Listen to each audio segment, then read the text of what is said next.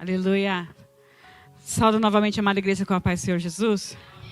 Pode se assentar, levantando já sua mão direita ao céu, com o amor de Deus Pai, a graça do sangue do Cordeiro. Eu só queria dar a bênção apostólica hoje. Sério. Deus santo, que culto para a glória de Deus. Cada oportunidade e é verdade que a presença é notória. Se você não sentiu, ou é o frio, ou você está disperso. Eu quero agradecer muito a Deus pelo privilégio. Eu queria de verdade hoje ministrar. Na verdade, eu e o Marcos, a gente tem passado muito as oportunidades, porque os finais de semana são muito complicados das nossas vidas. E essa semana, assim, foi muito difícil. O presbítero José nessa situação, o irmão do meu pai, o tio Ernesto, atravessando a mesma situação. Os dois foram hospitalizados durante a semana. A minha alma gêmea que fica doente, eu fico tentando cantar aquele louvor lá. Que dá vida aos moribundos. Mas o Marcos doente, gente, eu fico paralisada. A gente tenta de um jeito, porque é tão ruim ver alguém sentindo dor, né? E na sexta-feira, na parte da manhã, quando eu vi ele deitado depois do café da manhã, eu falei, Senhor, me taca a vela na mão. Porque não é normal ele ficar deitado depois do café da manhã. Normalmente ele tem algumas coisas ainda que tinha para fazer do carro, o carro dele tinha que mexer alguma coisa, o meu. Enfim, e ele foi deitar, eu falei, tá mal. Mas graças a Deus, vencemos mais um final de semana para a glória de Deus. E ontem nós estivemos aqui em um cinema abençoado. Eu acho que deveria realmente ter mais cine-ivas, além do filme que foi de grande valia. A comunhão, né? Os despojos também é muito válido, mas é muito bom esse momento de ficarmos na igreja, conversando outros assuntos também, enfim. Mas vamos lá no que interessa. Cheguei em casa ontem, era mais de 10 horas, eu tentei comprar o Manassés, tentei pagar o passe do pastor Manassés, mas ele não caiu na minha. Não teve jeito. Tentei, mas eu sentei e fui esboçar. E eu gosto muito de perguntar para o Senhor aquilo que Ele quer tratar com a noiva dele. Porque a palavra, a gente só verbaliza uma palavra que foi Ele quem escreveu. Foi Ele que ditou aos grandes homens. Então, você tomar para si e aplicar é uma responsabilidade sem igual. Mas vamos lá em Êxodo, em Exodó, como diz aí um homem da internet. Êxodo 6, muito conhecido.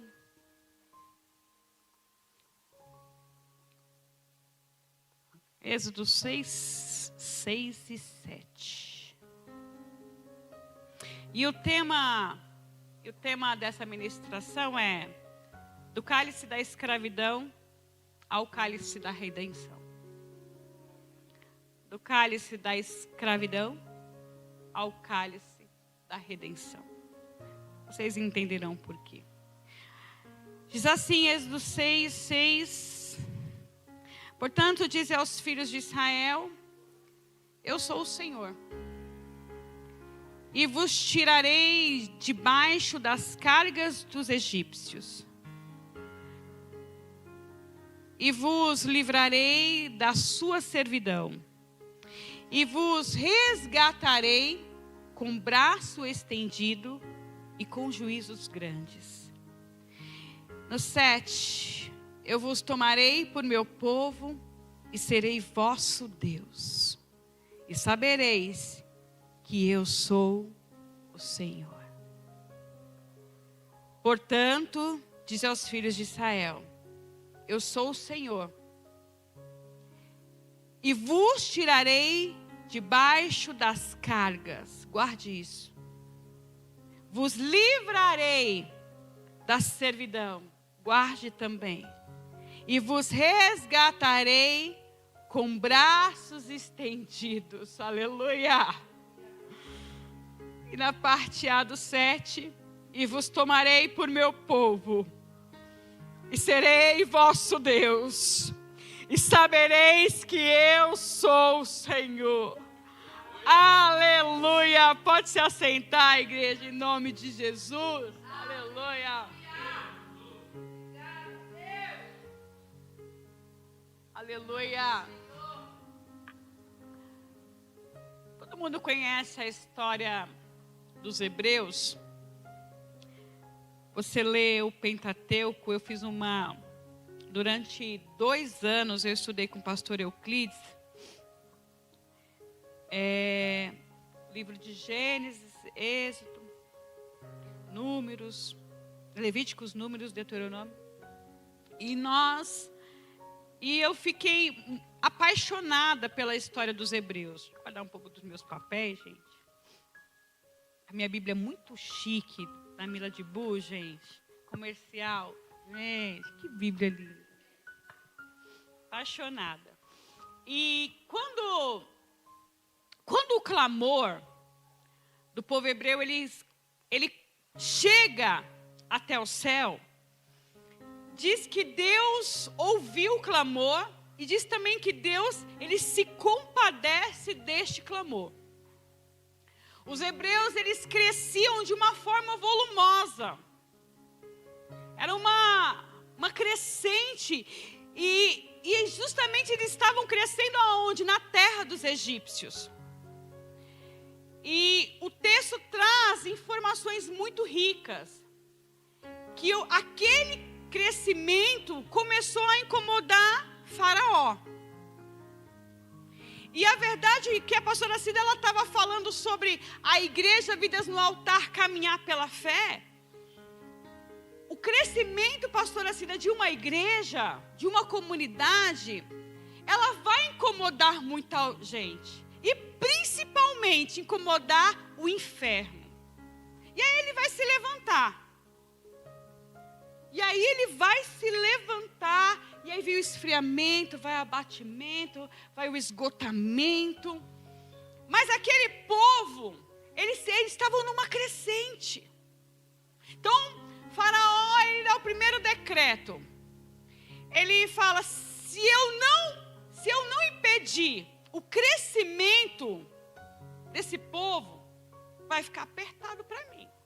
Então, eu vou aumentar o quê? A carga, o trabalho. E aí os hebreus, eles vão parar de crescer. Eles vão ter que trabalhar e vão se esgotar.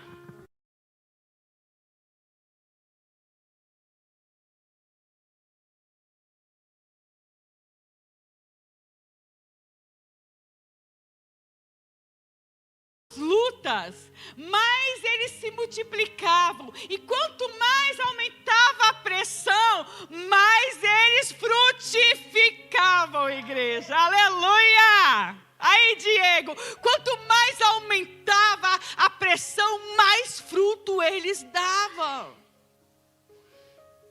E aí o primeiro decreto de Faraó cai por terra, falha. Mas aí Faraó, ele não desiste, levanta o segundo. Ele dá uma ordem. Ele fala assim para as parteiras hebreias: todo recém-nascido que nascer homem, mata. Elimina. Então as hebreias iam nascendo, os bebês das hebreias iam nascendo e as parteiras. Em tempo de crise, igreja, as tribos, elas começaram a ficar com medo de gerar os filhos. Ué, vou gerar e vão matar, então? Porque se gerasse, Faraó mataria. A tribo de Dan não gera. Zebulão também não gera. Naftali, muito menos. Efraim, Manassés, também não gera. Judá, Não gera. Mas em tempo de crise, igreja, nem todo mundo é igual a todo mundo. Aleluia. Ahão e Joquebede, que são os pais de Moisés, eles são da tribo de Levi. Eles disseram: se eles não geram, eu vou gerar. Em tempo de crise vai ter um monte de gente falando: para de fazer essas coisas, porque não vai dar certo. Em tempo de crise começa a gerar. Em tempo de sequidão começa a gerar. Em tempo de dores começa a gerar. Em tempo de perseguição começa a gerar. Dá frutos. É aí que você não pode parar. Quando vê que as lutas estão aumentando, que a coisa está fervendo, aí que você tem que persistir. Vai dar fruto, vai dar certo, aleluia. E aí, o povo esperava alguma coisa acontecer, porque estavam matando as crianças. Alguma coisa precisava ser feita. E aquela coisa, gente, quando a pessoa não começa a dar glória, dá você por ele. Dá você, por você e por ele. Se não quer santificar, santifica você.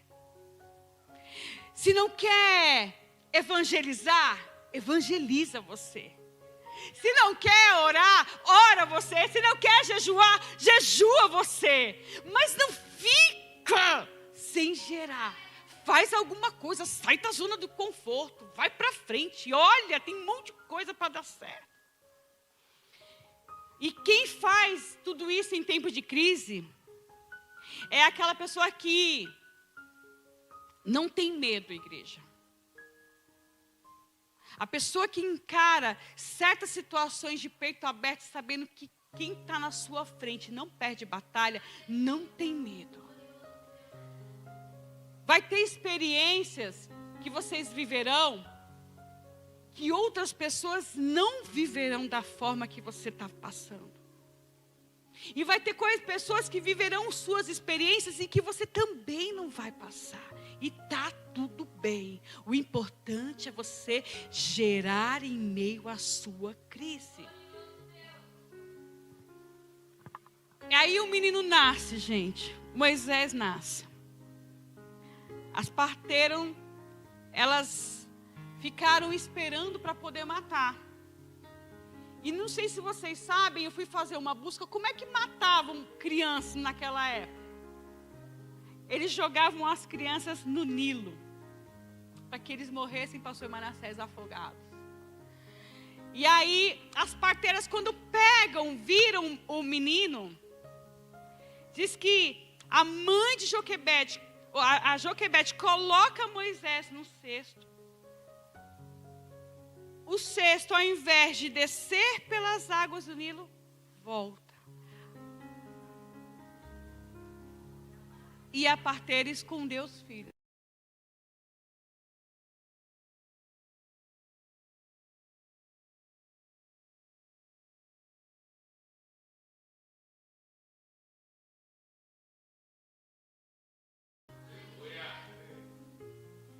E todo mundo conhece a história. Pega o menino, coloca o menino no cesto, Deus muda o curso, vai para dentro do palácio, vira príncipe. E a luta que tem nos afrontado, igreja, e eu vi o irmão Diego falando sobre luta. Essa mesma luta, irmão, que Deus te colocou, Ele vai te honrar. Eu não tenho nenhuma dúvida que Deus vai te honrar. A mesma prova que nos persegue é a mesma que nos levará e que nos empurrará para onde Deus quer nos colocar. Moisés, ele é lançado como um pão ali naquele mar, sobre aquela água. E aí se escorre, todo mundo conhece essa passagem de Moisés. Com 40 anos, Moisés, ele mata um egípcio e ele coloca aquele corpo debaixo da areia, tentando encobrir. Moisés, ele vai em fuga, vai embora, vai para Midian. E aonde ele fica ali durante 40 anos. Estou fazendo um resumo para não estender, porque os irmãos conhecem e eu ganho tempo. Com 80 anos, ele está trabalhando para Jétro. E ele já não tem mais vestes de príncipes. Ele já não tem aquele cabelo, aquela maquiagem. Não era, eles eram carecas, usavam uma peruca. Mas nas suas sandálias, ele carregava a areia do Egito. E a história conta que ele trabalhava ali para Jétro. E ele vê uma sarça. E eu fui pesquisar essa noite sobre a sarça. O que é a sarça? É bonito, tinha uma flor linda. Não, a sarça ela é feia, gente. Ela é comum. Ela não tem nada. A sarça ela não chama a atenção de ninguém. Ela passa batida. Então, nem sou muito chegada em planta, mas Deus, Ele acende em volta daquela sarça um fogo. E que aquele fogo ele não consumia do lado, mas era de dentro. E Moisés ali ouvia a voz de Deus. E quando ele chega mais próximo daquela sarça, Deus diz assim: tire as sandálias dos seus pés, porque a terra que tu pisas é santa. Tirar a sandália significa, se tiver algum resquício do Egito debaixo da sua sandália, eu não posso te usar. Se o pecado tiver encoberto, Deus não vai te usar. Se aquilo que Deus tem falado para você tirar e você não tem tirado, Deus não vai acrescentar. Se Deus tem cobrado algo de você e que você não tem feito, eu vou te falar algo. Deus não tem compromisso com aquele que não tem compromisso com Ele. Aleluia! Salmos 90, Moisés diz que até 70 anos ainda dá para fazer a obra. Mas aí Deus pega as coisas bem prováveis. Um homem com 80 anos. 80 anos já é tempo de jubilar. Só que para contrariar a lógica, Deus chama Moisés com 80 anos para mostrar: quem faz sou eu, quem dá vigor sou eu, quem dá força sou eu, quem peleja as lutas sou eu, quem dá chamado sou eu, e quem cuida da sua vida também sou eu. Aleluia! Aí Moisés questiona a Deus, igreja: Senhor, como pode eu? Como? Chamar a atenção de Faraó. Até eu, gente. Me te dá doida. Antes de sair, Deus, Ele dá uma ordem para Moisés: antes que vocês saiam do Egito, vocês farão uma festa. Uma festa para comemorar a saída de vocês. Depois que Ele manda lá as pragas, enfim, que o Faraó libera a saída deles. E essa Páscoa essa festa todo mundo conhece, que se chama Pescar, que é a Páscoa. E uma curiosidade, igreja: todo judeu, não sei se vocês sabem disso, todo judeu, até os dias de hoje, viu? Mas judeu, eles comemoram a Páscoa de uma forma diferente. Eles montam uma mesa no chão e eles se alimentam ali, comem no chão. E por que no chão? Eu fiquei curiosa para saber. Para lembrar que nunca tiveram uma mesa quando eles foram levados escravos no Egito. E eles se alimentam durante essa refeição com ervas amargas, para lembrar do amargo que eles viveram. E aqui no 6:6, os judeus eles usam até hoje 4 cálices. 4 cálices. Cada cálice, igreja, com vinho, 86 mililitros. Cada um representa aquilo que nós lemos em Êxodo 6, 6 e 7. E a gente vai entender porque o tema dessa palavra é o cálice da escravidão e o cálice da redenção. O primeiro cálice que eles tomam, ele fala das cargas. O segundo cálice é o cálice da servidão. O terceiro cálice, o cálice com braços estendidos, que eu resgatarei. E o quarto cálice, eles gritam nas mesas: nós somos o teu povo. E eles acreditam até hoje que o Senhor responde: e eu sou o seu Deus. Olha que coisa mais linda, gente. Aleluia. E aí eu faço um paralelo entre Êxodo 6 e Lucas 22. Porque o antigo, ele aponta o novo. O Antigo Testamento, ele grita pelo novo. E o novo, ele tem tudo a ver correlacionado ao antigo. Todo mundo conhece e já leu Lucas 22, já ouvimos 200 mil ministrações, que uma quinta-feira em Jerusalém era festa. Era Páscoa também. E centenas de cordeiros, eles haviam sido levados para serem mortos dentro do templo. E a festa, que é a mesma, a Páscoa, Jesus, ele estava ali, mas ele não sobe para o templo. Ele pede para Pedro e para João acompanhar um homem que estava com um cântaro. E este homem, ele ia levar para dentro do cenáculo para comemorar justamente a Páscoa, junto com os 12. E quando Jesus chega, estavam todos, porque eles tinha a tradição de judeus, sentados à mesa, mas a mesa era baixa, conforme eu acabei de falar. E Lucas 22 informa que Jesus, ele pega o primeiro cálice. E o primeiro cálice para o judeu significa as cargas. Ele bebe o cálice e ele passa para os 12. Jesus pega o segundo cálice. E todo judeu faz isso. Ele pega o pão sem fermento, parte o pão e entrega.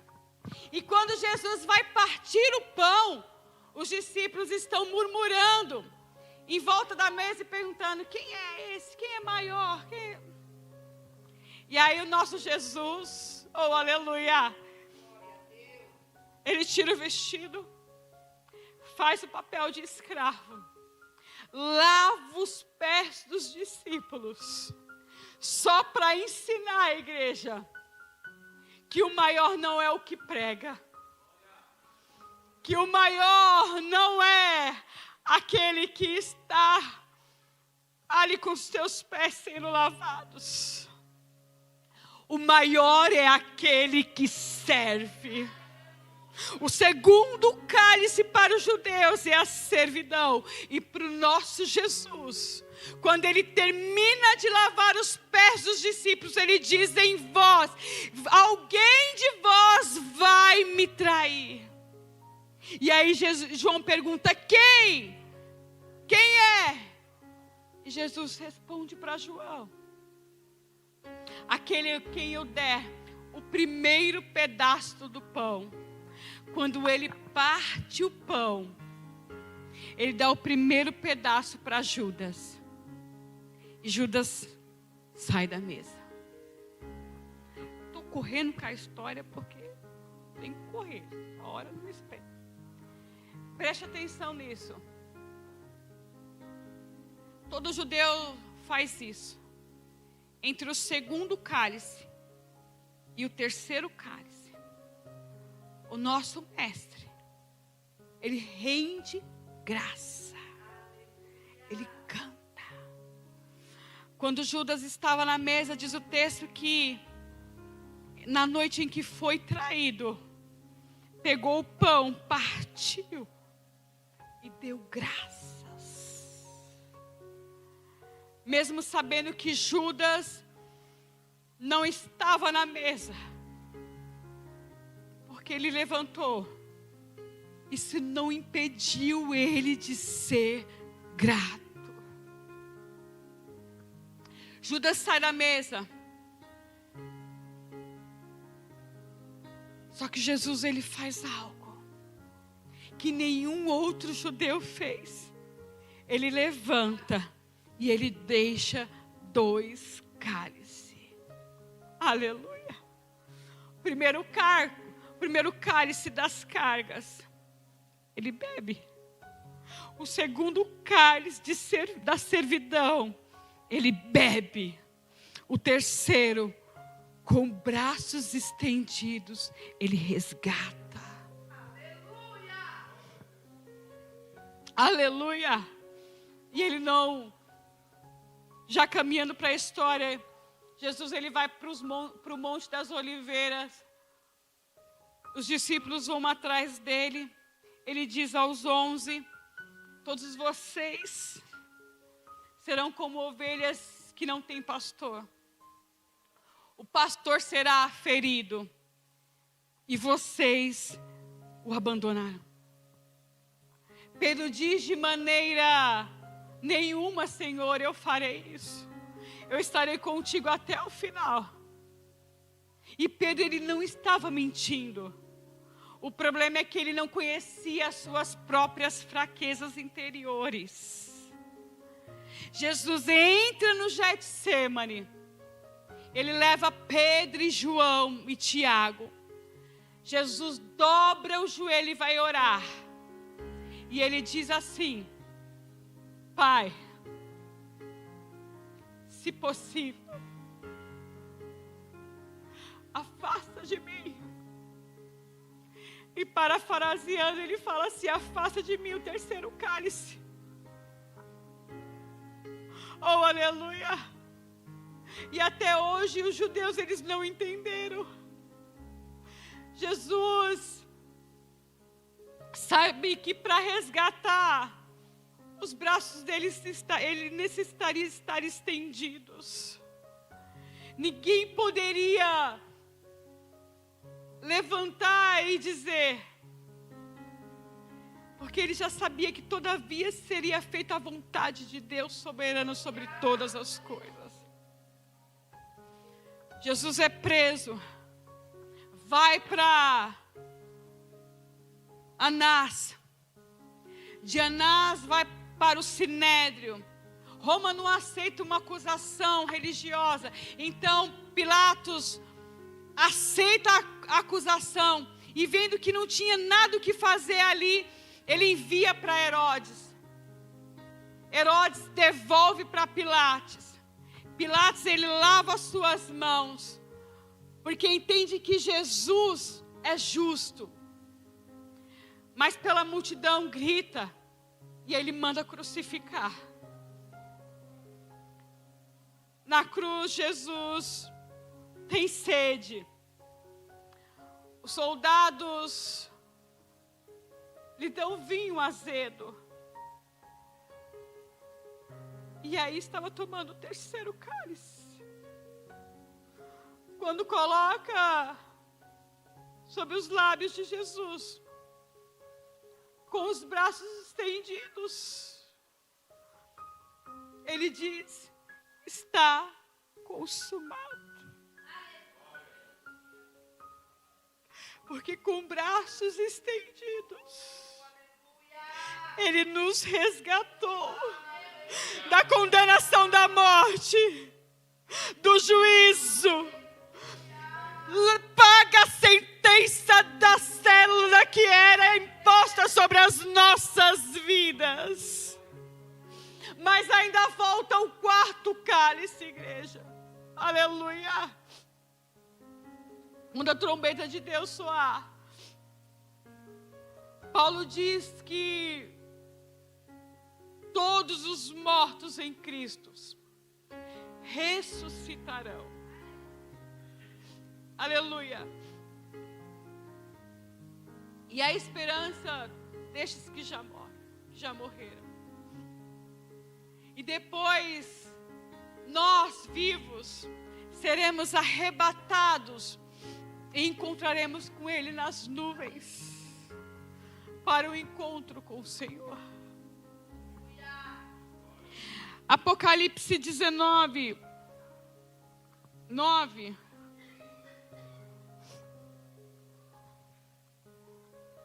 Aleluia. Diz assim: bem-aventurados aqueles que são chamados à ceia das bodas do Cordeiro. Quando a gente chegar lá, igreja, vai ter uma mesa. Uma mesa que cruzará toda a eternidade. Bem-aventurados os que chamam, os chamados que sentarão a essa mesa, porque a sua esposa te aprontou. E foi-lhe dado um tecido de linho fino, branco, puro, que são os justificados, os santos. Eu verei nessa mesa, igreja, o pastor Marcos.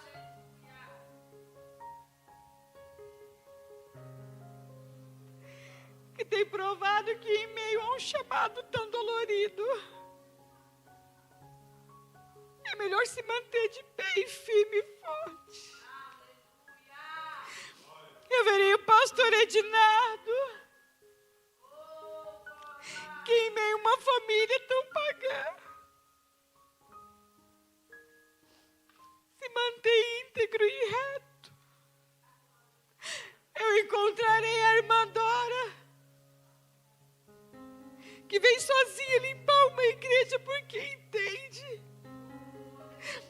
que o quarto cálice é aqueles que se esperam no Senhor. Eu verei o Bruno lá, porque entende, Bruno, que a sua família pode olhar você de qualquer maneira, de qualquer forma, mas Deus te escolheu para uma grande obra e Ele te mantém de pé. Eu te verei, pastora Cida, porque o Senhor sabe que em meio à sua família, que muitas vezes oscila, a sua fé continua firme, forte, constante. Eu verei você, William, eu verei você, Bruna, que saindo no meio de um frio desse, com 3 crianças pequenas, preferem sentar dentro de uma igreja e ouvir a palavra do Senhor, porque sabe qual preço foi pago a vida de vocês. Eu verei você, Edmilson, que tira suas horas para aprender um instrumento, porque sabe que Deus tem um chamado e que a igreja conta com este chamado. Eu verei você, Gisele, com a sua oração, que todas as vezes que é feita, rasga o céu. Eu verei você, presbítero Rogério, que em meio à enfermidade entendeu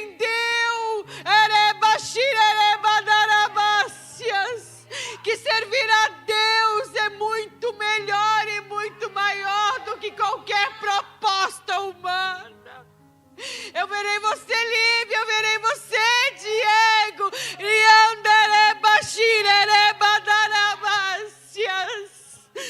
que em meio a um chamado desacreditado, falado, apontado, estão de pés para a glória de Deus. Eu verei você, Aline, provando de um Deus e fazendo frutos tão viçosos dentro do seu lar e na sua família. Eu verei você, Lívia, Age preferiu confiar, estabelecer que nas mãos do Senhor havia o controle, há o controle de todas as coisas. Eu verei você, Júlia, que em meio a tantas propostas,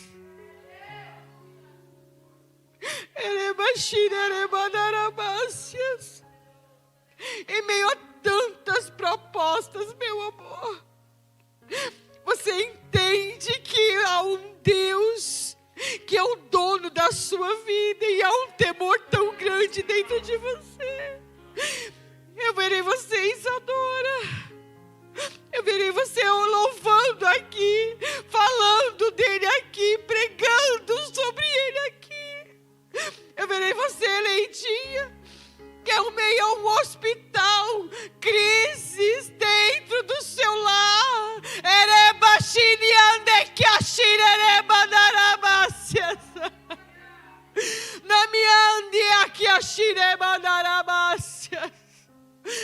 Tem deixado muitas vezes,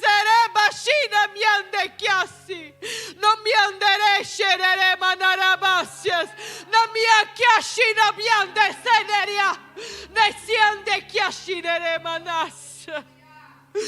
Tem deixado o seu chamado, mas tem deixado uma chama dentro de você, porque o pavio que fumega não vai apagar. Eu tenho visto você, Manassés, eu vou ver você lá, pastor Manassés, desacreditado da sua família, apontado na sua casa, mas fiel aos seus princípios, sabedor que Deus te chamou. Eu verei você, séria,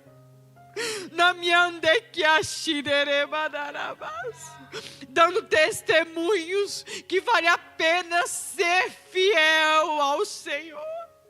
Eu verei você, Luiz. Eu verei você, Miriam, sabendo que Deus, em meio a tantos levantes que aconteceram no lar de vocês, a tristeza que assolou aquela casa, sabe que a promessa está de pé e que vai acontecer.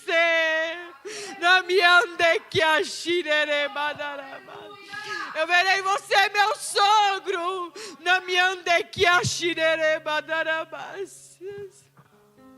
eu verei você, meu sogro, lá, porque acredita que Deus vai resgatar os teus filhos, um a um, para a glória do nome dEle. Eu verei o Senhor, tio Genival,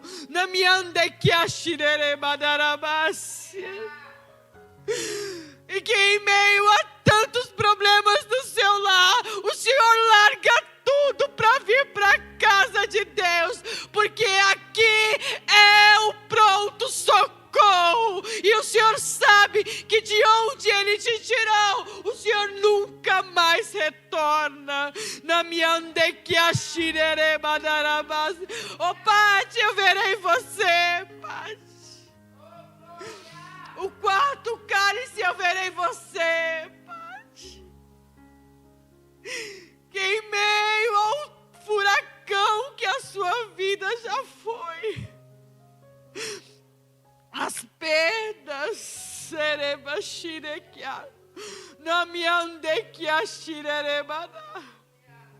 sabe que a fidelidade, a lealdade, os braços do Senhor é onde Ele te ampara, é onde Ele te segura, é com os braços fortes que Ele te coloca de pé. Eu te verei, irmão Ivan, lá, o vendedor de peixe, que será um grande ganhador de almas para a glória de Deus. Eu verei as crianças, eu verei os jovens, eu verei o pastor Euclides, eu verei a pastora Raquel, eu verei o Josafá, eu verei o Alain, eu verei a Adriana, eu verei tantos outros rostos que um dia passaram nessa igreja, porque há uma semente dentro deles que grita. Aleluia, aleluia, aleluia, aleluia. E nós vamos gritar: nós somos o teu povo.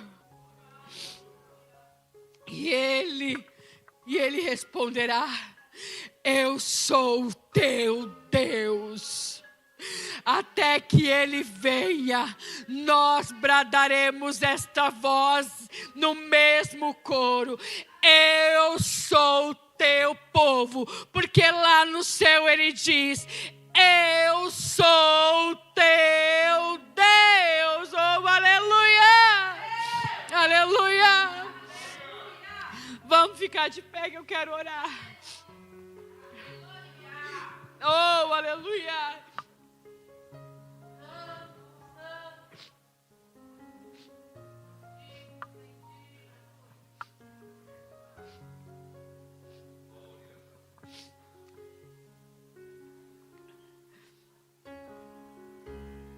Senhor, eu sou o teu povo, Pai. E eu não estou nem aí, Senhor, com o que o povo está falando, Jesus. Com o que a sociedade, a mídia, Pai. Eu não estou interessada, Senhor, ó Deus, no que a secularidade tem oferecido, Pai. Ó Deus, nos pratos, Senhor, que o inimigo, ele esfrega nas nossas caras todos os dias, Senhor. Nos faz, Senhor, um banquete, Senhor. Nos oferece, Senhor, o cálice, Senhor, da facilidade, Senhor. Nos oferece, Senhor, o cálice do pecado, Senhor. Nos oferece, Senhor, o cálice, Senhor, da prostituição. Nos oferece o cálice, Senhor, da pornografia. Nos oferece, Senhor, o cálice, Senhor, da destruição. E muitas vezes, Senhor, nós fechamos, Senhor, os nossos olhos, Senhor. Tapamos, Senhor, os nossos ouvidos. Calamos as nossas vozes, Senhor, ó Deus. Mas nós entendemos, Senhor, que o quarto cálice, Senhor, é o Senhor que nos reserva, Pai. Para aquele, Senhor, que se mantiver, Pai, íntegros na Tua presença, Pai. Porque, Senhor, nós somos o Teu povo, Senhor. E o Senhor, Pai, é o nosso Deus, Senhor. Nos encoraja, Senhor. Pai, permaneça, Senhor, os nossos calcanhares alinhados na Tua presença, Senhor. Ó Deus, dá vitória, Pai, ó Deus, a este povo. Ó Deus, reforça, Senhor, as estruturas daqueles que estão, Pai, balançados, Senhor. Temerosos, Senhor, ó Deus, com medo da situação, Pai. Ó Deus, trabalha, Senhor, nessa papelada que está parada, Senhor. Ó Deus, agiliza, Senhor, ó Deus, essa documentação, Senhor, que não sai, Pai. Mas eu creio, Senhor, ó Deus, que até que o Senhor venha, Pai, as nossas forças serão, Pai, é como uma injeção de ânimo, Senhor, vir para a Tua casa. Tomamos essa injeção, nos colocamos de pé, porque entendemos, Senhor, que nós temos um Deus vivo, eficaz, que tem, Pai, a centralidade, Senhor, das nossas vidas, da nossa família, na palma das Tuas mãos. E eu te agradeço, Senhor, porque essa palavra, Senhor, ardeu no meu coração. Criou, Deus, em mim, Jesus, uma casa, Senhor, forte, Pai, fortalecida. Porque quando eu entendo que eu tenho um dono, que eu não sou, ó Deus, porque eu não sou perdida, muito pelo contrário, eu tenho uma direção, e essa direção é o Senhor. Eu te agradeço e te louvo, e as palmas adoram o nome santo do Senhor. Amém.